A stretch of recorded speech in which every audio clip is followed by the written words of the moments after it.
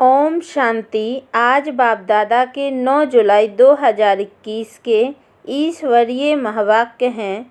मीठे बच्चे, तुम्हारी बिगड़ी को सुधारने वाला अर्थात तकदीर बनाने वाला एक बाप है जो तुम्हें नॉलेज देकर तकदीरवान बनाते हैं। प्रश्न, तुम बच्चों की इस रूहानी भट्टी का एक कायदा कौन सा है? उत्तर, रूहानी भट्टी में अर्थात याद की यात्रा में बैठने वालों को कभी भी इधर उधर के ख्यालात नहीं चलाने हैं। एक बाप को याद करना है। अगर बुद्धि इधर उधर भटकती है तो झुटका खाते रहेंगे, उबासी देंगे। इससे वायुमंडल खराब होता है, अपना ही नुकसान करते हैं। गीत, दिल का सहारा टूट न जाए। ओम शांति। मीठे मीठे रूहानी बच्चों ने गीत के 2 अक्षर सुने। बच्चों को सावधानी मिलती है। इस समय जो भी हैं सबकी तकदीर बिगड़ी हुई है, सिवाय तुम ब्राह्मणों के। तुम्हारी अब बिगड़ी से सुधर रही है। बाप को कहा ही जाता है तकदीर बनाने वाला। तुम जानते हो शिव बाबा कितना मीठा है। बाबा अक्षर बड़ा मीठा है। बाप से सब आत्माओं को वर्षा मिलता है। लौकिक बाप से बच्चों को वर्षा मिलता है, बच्ची को नहीं। यहाँ बच्चा व बच्ची सब वर्षे के हकदार हैं। बाप पढ़ाते हैं आत्माओं को, अर्थात अपने बच्चों को।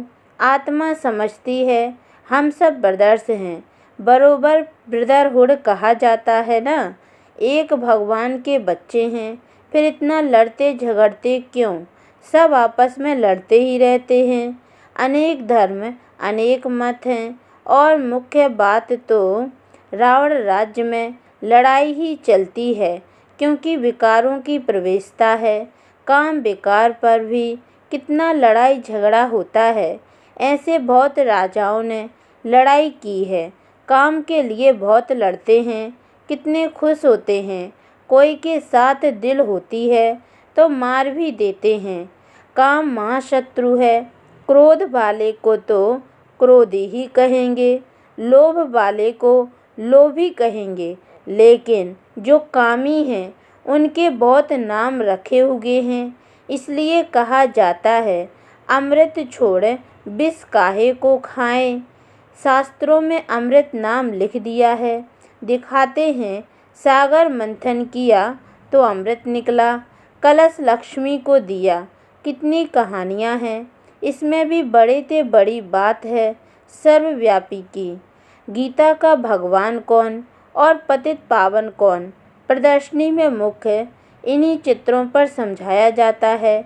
पतित पावन ज्ञान का सागर और उनसे निकली हुई ज्ञान गंगाएं व पानी की नदी व सागर। कितनी अच्छी अच्छी बातें समझाई जाती हैं। बाप बैठ समझाते हैं, मीठे मीठे बच्चों, तुमको किसने पावन बनाया? बिगड़ी को सुधारने वाला कौन है? वह पतित पावन कब आते हैं? यह खेल कैसे बना हुआ है? कोई भी नहीं जानते हैं। बाप को कहा ही जाता है नॉलेजफुल, ब्लिसफुल, पीसफुल। गाया भी जाता है बिगड़ी को बनाने वाला एक। यह तो समझने में आता है बरोबर रावण हमारी बिगाड़ते हैं। यह खेल है हार जीत का। रावण को भी तुम जानते हो, जिसको भारतवासी वर्ष वर्ष जलाते हैं। यह भारत का दुश्मन है। भारत में ही हर वर्ष जलाते हैं। उनसे पूछो कब से जलाते आते हो तो कहेंगे ये तो अनादि चला आता है, जब से सृष्टि शुरू होती है। शास्त्रों में जो पढ़ा सत्य सत्य करते आते हैं। मुख्य भूल है ईश्वर को सर्वव्यापी कहना। बाप यह नहीं कहते कि यह किसकी भूल है। यह ड्रामा में नूंद है, हार जीत का खेल है। माया से हारे हार, माया से जीते जीत। माया से कैसे हार खाते हैं वह भी समझाया जाता है।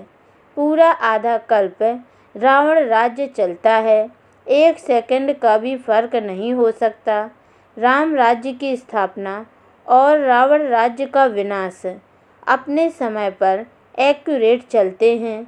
सतयुग में तो लंका होती नहीं, वह तो बुद्ध धर्म का खंड है। पढ़े लिखे की बुद्धि में रहता है। लंदन इस तरफ है, अमेरिका इस तरफ है। पढ़ाई से बुद्धि का ताला खुलता है, रोशनी आती है। इसको ज्ञान का तीसरा नेत्र कहा जाता है। बुढ़ियाँ बहुत बातें समझ ना सकें, इन्हों को एक मुख्य बात धारण करनी है, जो ही अंत में काम आती है। मनुष्य शास्त्र तो बहुत पढ़ते हैं, पिछाड़ी में फिर भी एक अक्षर कह देते हैं कि राम राम कहो। ऐसे नहीं कहते, शास्त्र सुनाओ, वेद सुनाओ, पिछाड़ी में कहेंगे राम को याद करो। जो जास्ती समय जिस चिंतन में रहते हैं, अंत में भी वह याद आ जाता है। अभी विनाश तो सबका होना है, तुम जानते हो। सब किसको याद करेंगे? कोई कृष्ण को, कोई अपने गुरु को याद करेंगे, कोई अपने देह के संबंधियों को याद करेंगे। देह को याद किया, खेल खलास। यहाँ तुमको एक ही बात समझाई जाती है कि अपने को आत्मा समझ बाप को याद करते रहो। चार्ट रखो कि हम कितना याद करते हैं। जितना याद करेंगे पावन होते जाएंगे। ऐसे नहीं कि गंगा में स्नान करने से पावन बनेंगे। आत्मा की बात है ना, आत्मा ही पतित, आत्मा ही पावन बनती है ना। बाप ने समझाया है, आत्मा एक स्टार बिंदी है, भ्रकुटी के बीच में रहती है। कहते हैं आत्मा स्टार अति सूक्ष्म है। तुम बच्चे ही इन बातों को समझ सकते हो। बाप कहते हैं मैं कल्प के संगम युगे आता हूँ। उन्होंने फिर कल्प अक्षर छोड़ युगे युगे अक्षर लिख दिया है, तो मनुष्यों ने उल्टा समझ लिया है। मैंने कहा है कि कल्प कल्प संगम युगे आता हूँ, घोर अंधियारा और घोर सोजरे के संगम पर। बाकी युगे युगे आने की तो दरकार ही नहीं, सीढ़ी उतरते ही आते हैं। जब पूरे 84 जन्म की सीढ़ी उतरते हैं तब बाप आते हैं। यह ज्ञान सारी दुनिया के लिए है। सन्यासी लोग तो कह देते हैं इन्हों के चित्र सब कल्पना है, परंतु कल्पना की तो इसमें कोई बात ही नहीं। यह सबको समझाया जाता है, नहीं तो मनुष्यों को कैसे पता पड़े। इसलिए यह चित्र बनाए गए हैं। यह प्रदर्शनी देश देशांतर में ढेर होती रहेंगी। बाप कहते हैं बहुत भारतवासी बच्चे हैं तो सब बच्चे ना, अनेक धर्मों का यह झाड़ है। बाप बैठ समझाते हैं, यह सब काम चिता पर बैठ जल मरे हैं। सतयुग में जो पहले पहले आते हैं, वही फिर पहले पहले द्वापर से लेकर काम अग्नि में जलते हैं, इसलिए काले हो गए हैं। अभी सबकी सद्गति होनी है, तुम निमित्त बनते हो, तुम्हारे पिछाड़ी सबकी सद्गति होनी है। बाप कितना सहज रीति समझाते हैं। कहते हैं सिर्फ बाप को याद करो। आत्मा ने ही दुर्गति को पाया है। आत्मा पतित बनने से शरीर भी ऐसा मिलता है। आत्मा को पावन बनाने की युक्ति बाप बिल्कुल सहज बताते हैं। त्रिमूर्ति के चित्र में ब्रह्मा का चित्र देख मनुष्य हाय हाय मचा देते हैं। इनको ब्रह्मा क्यों कहते हो? ब्रह्मा तो सूक्ष्म वतनवासी देवता है, यहाँ कहाँ से आया? यह दादा तो नामी ग्रामी था, अखबारों में सब जगह पड़ा था। एक जौहरी कहता है मैं श्री कृष्ण हूँ, हमको 16,108 रानियाँ चाहिए। बड़ा हंगामा मच गया था भगाने का। अब एक एक से माथा कौन मारे? इतने ढेर मनुष्य हैं। आबू में भी कोई आते हैं तो उनको झट कहते हैं अरे ब्रह्मा कुमारियों के पास जाते हो, वह तो जादू कर देती हैं, स्त्री पुरुष को भाई बहन बना देती हैं, लंबी चौड़ी बात बताकर माथा खराब कर देते हैं। बाप कहते हैं तुम मुझे ज्ञान सागर वर्ल्ड ऑलमाइटी अथॉरिटी कहते हो। वर्ल्ड ऑलमाइटी अर्थात सर्वशक्तिमान, सब वेदों शास्त्रों आदि को जानने वाला। बड़े विद्वान को भी अथॉरिटी कहते हैं, क्योंकि वह सब वेदों शास्त्रों आदि को पढ़ते हैं, फिर बनारस में जाकर टाइटल ले आते हैं। महोपाध्याय, श्री श्री 108, सरस्वती, ये सब टाइटल्स वहाँ ही मिलते हैं। जो बहुत होशियार होते हैं उनको बड़ा टाइटल मिलता है। शास्त्रों में जनक के लिए लिखा हुआ है, उसने कहा कि सच्चा ब्रह्म ज्ञान कोई हमको सुनाए। अब ब्रह्म ज्ञान तो है नहीं, बातें सारी यहाँ की हैं, कहानी बड़ी बना दी है। शंकर पार्वती की भी कहानी लिखी हुई है, कितनी कहानियाँ बैठ बनाई हैं। शंकर ने पार्वती को कथा सुनाई, वास्तव में था शिव, उन्होंने फिर शंकर पार्वती का नाम दे दिया है। भागवत आदि में यह सब इस समय की बात है। फिर कहानी में बताते हैं, उनको ख्याल आया राजा को यह ज्ञान जाकर दूं। बाप भी समझाते हैं, राजाओं को जाकर ज्ञान दो। तुम ही सूर्यवंशी थे, फिर चंद्रवंशी, वैश्यवंशी, शूद्रवंशी बने। तुम्हारी राजधानी ही चट हो गई है। अब फिर सूर्यवंशी राजधानी लेना हो तो पुरुषार्थ करो। राजयोग सिखाने वाला बाबा आया हुआ है, फिर आकर बेहद का स्वराज्य लो। राजाओं के पास भी बहुत चिट्ठियाँ जाती हैं, फिर उनको मिलती थोड़ी ही है। उनके प्राइवेट पोर्टरी चिट्ठियाँ देखते हैं, कितनी चिट्ठियाँ फेंक देते हैं। कोई में ऐसी ज़रूरी बात होती है तो उनको दिखा देते हैं। कहते हैं अष्टापा ने जनक को सेकंड में जीवन मुक्ति का साक्षात्कार कराया। यह भी अब है। अब बाप कितना अच्छी तरह बैठ तुमको समझाते हैं। जो समझने वाले नहीं हैं वह यहाँ वहाँ देखते रहेंगे। बाबा झट समझ जाते हैं, उनकी बुद्धि में कुछ बैठता नहीं है। बाबा चारों तरफ देखते भी हैं, सभी अच्छी तरह सुनते हैं। इनकी बुद्धि कहाँ भटकती रहती है, उबासी देते रहते हैं। ज्ञान बुद्धि में नहीं बैठेगा तो झुटके खाते रहेंगे, नुकसान हो जाता है। कराची में इन बच्चों की भट्टी थी, कोई झुटका खाता था तो फिर झट बाहर निकाला जाता था। अपने ही बैठते थे, बाहर का कोई आता नहीं था।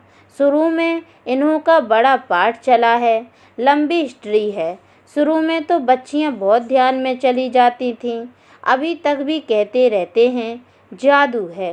परम पिता परमात्मा को जादूगर कहते हैं ना।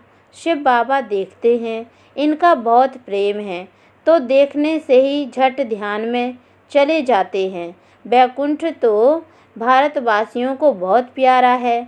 कोई मरता है तो भी कहते हैं वैकुंठवासी हुआ, स्वर्गवासी हुआ। अभी यह तो है ही नर्क, सब नर्कवासी हैं। तब तो कहते हैं फलाना स्वर्गवासी हुआ, परंतु स्वर्ग में तो कोई जाता ही नहीं है। अभी सिर्फ यह तुम जानते हो हम स्वर्गवासी थे, फिर 84 जन्म ले नर्कवासी बन गए हैं। अब फिर बाबा स्वर्गवासी बना रहे हैं। स्वर्ग में है राजधानी, राजधानी में बहुत पद हैं। पुरुषार्थ कर नर से नारायण बनना है। तुम जानते हो यह मम्मा बाबा भविष्य में लक्ष्मी नारायण बनते हैं। अभी पुरुषार्थ कर रहे हैं, इसलिए कहा जाता है फॉलो मदर फादर। जैसे यह पुरुषार्थ करते हैं तुम भी करो, यह भी याद में रहते हैं, स्वदर्शन चक्रधारी बनते हैं। तुम बाप को याद करो और वर्षे को याद करो, त्रिकालदर्शी बनो। तुमको इस सारे चक्र का ज्ञान है, इसमें तत्पर रहो, औरों को समझाते रहो। इस सर्विस में ही लगे रहेंगे तो और कोई धंधा आदि याद नहीं पड़ेगा।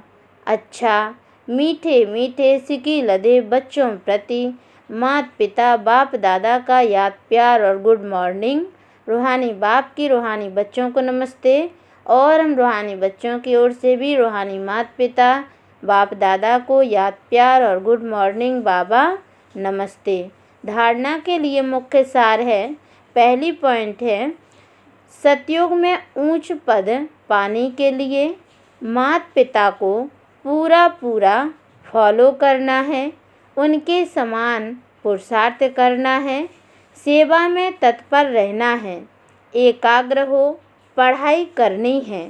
दूसरी पॉइंट, याद का सच्चा सच्चा चार्ट रखना है, अपने को आत्मा समझ बाप को याद करना है, देह व देहधारियों को याद नहीं करना है। वरदान, सदा साथीपन की स्मृति और साक्षी स्टेज का अनुभव करने वाले शिवमयी शक्ति स्वरूप कंबाइंड भाव, जैसे आत्मा और शरीर दोनों का साथ है। जब तक इस सृष्टि पर पार्ट है तब तक अलग नहीं हो सकते।